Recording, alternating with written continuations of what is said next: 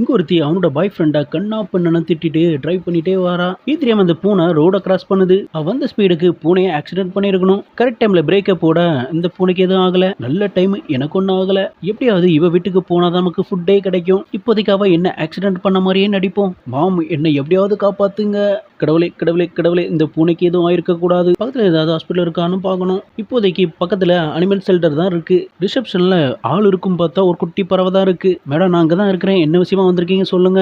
Madam, நீங்க இங்க வந்துட்டீங்களா? எதை பத்தியும் கவலைப்பட வேண்டாம். சரி, என்னாச்சு இந்த பூனைக்கு? அதுக்குள்ள இந்த குட்டி பறவை எனக்கு உட்காரதுக்கு இடம் இல்ல. மேடம், என்கிட்ட ஒரு மெடிசன் இருக்கு, அதை எடுத்துட்டு வரேன். அதுக்கு இந்த குட்டி பறவை நீ மெதுவா வா, என்னோட சீட்டை அதோட வாய்க்கு மேல வச்சுக்கிறேன். இதை பார்த்துட்டு இருந்த அவளுக்கு ஒன்றும் புரியல. கொஞ்ச நேரத்துக்கு மூச்சு பிடிச்சிட்டு நடிக்கிறதே பெரிய விஷயம். அதுல இந்த பறவை கேப்பே விடல. இப்படா சாமி, என்ன விட்டா போதுன்னு மூச்சு விடுறதுக்காக எழுந்திச்சிருது. மேடம், நான் சொன்ன மாதிரி இந்த பூனைக்கு உயிர் வந்துருச்சு. உங்களுக்கு விருப்பப்பட்டா நீங்க எடுத்துட்டு போகலாம், இல்லைன்னா நாங்களே வச்சு பாத்துக்கிறோம். வேறு வழி இல்லாம நானே பாத்துக்கிறேன். கொடுங்க என்கிட்ட. இந்த கதை உங்களுக்கு பிடிச்சிருந்தா லைக் பண்ணுங்க.